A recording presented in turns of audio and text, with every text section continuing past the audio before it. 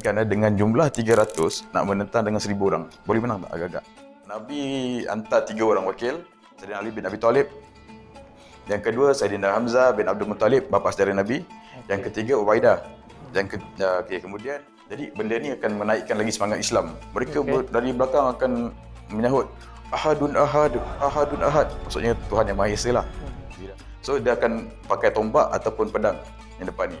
Yang belakang dah masukkan panah dulu. Dia naikkan.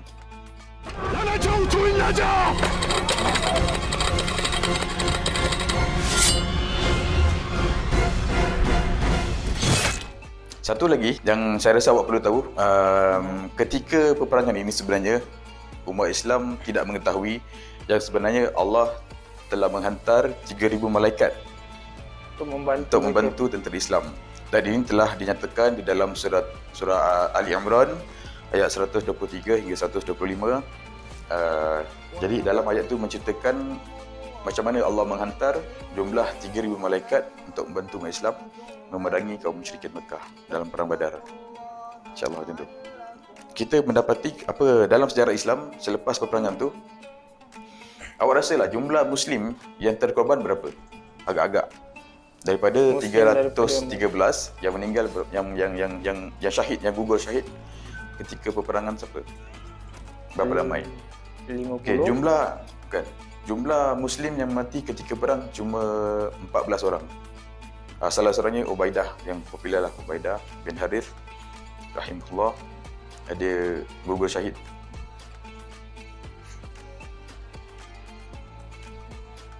Sedih sikit saya insyaAllah. Okey, silakan. Okey, soalan seterusnya. Sekejap, musyrikin Mekah pun ada yang mati. Ini saya tak sedih. Musyrikin Mekah yang mati.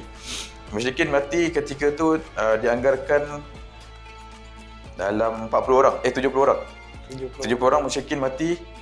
Kalau kita tengok 70% 70 orang daripada 1,000 lebih kurang dalam 15%. So muslimin lebih kurang 4% je sebenarnya yang mati kalau kita analisiskan lah daripada jumlah tadi kan.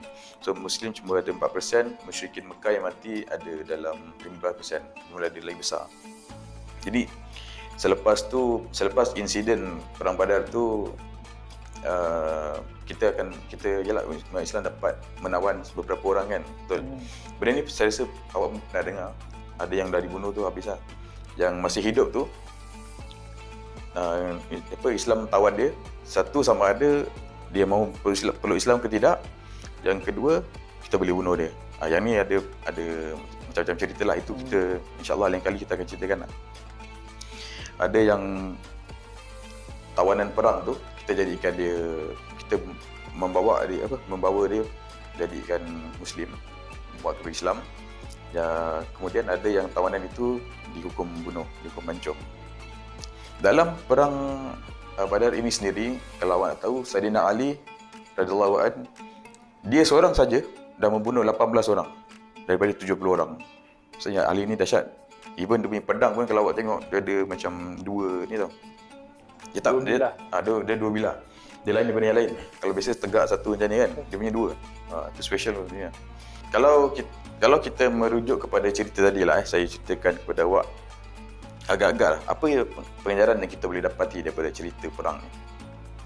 Kita dapat tahu daripada jumlah bukan menentukan kemenangan peperangan sendiri. Betul, itu tepat, saya setuju.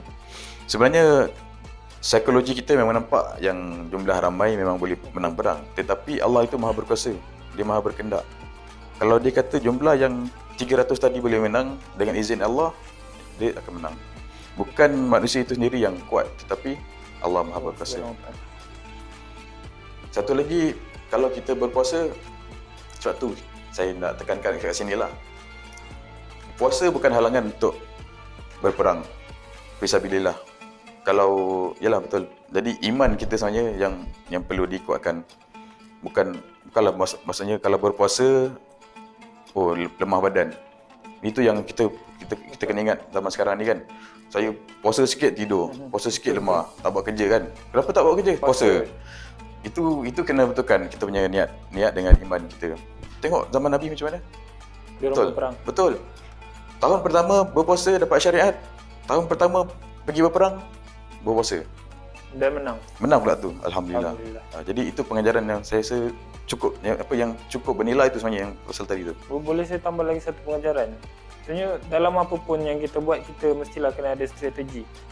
Sebenarnya macam Nabi Muhammad SAW Sallallahu alaihi wasallam. membuat strategi dalam perang Badar ni dengan jumlah yang sikit, jumlah Betul. ahli yang Betul, sikit betul. dapat mengalahkan musyrik Saya setuju. Mekah yang ramai. Sebenarnya dalam apa jua bidang, kalau perasan memang kena ada strategi dan perancangan yang cukup teliti.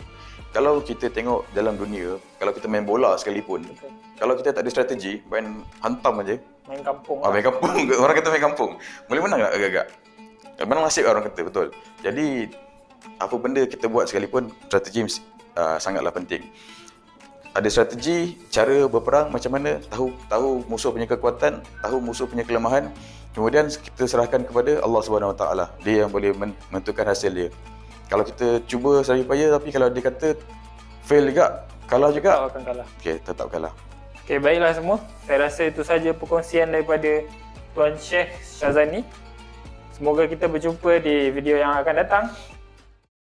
أعوذ بالله من الشيطان الرجيم بسم الله الرحمن الرحيم اللهم إنا نسألك فيه ما يرضيك ونعوذ بك مما يؤذيك ونسألك التوفيق فيه أن نطيعك ولا نعصيك يا جواد السائلين.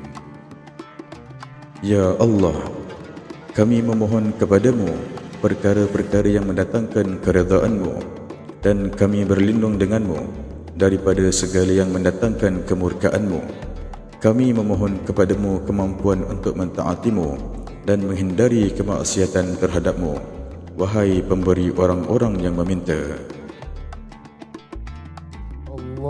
Allahumma innaka afuwwun tuhibbul afwa fa'fu anna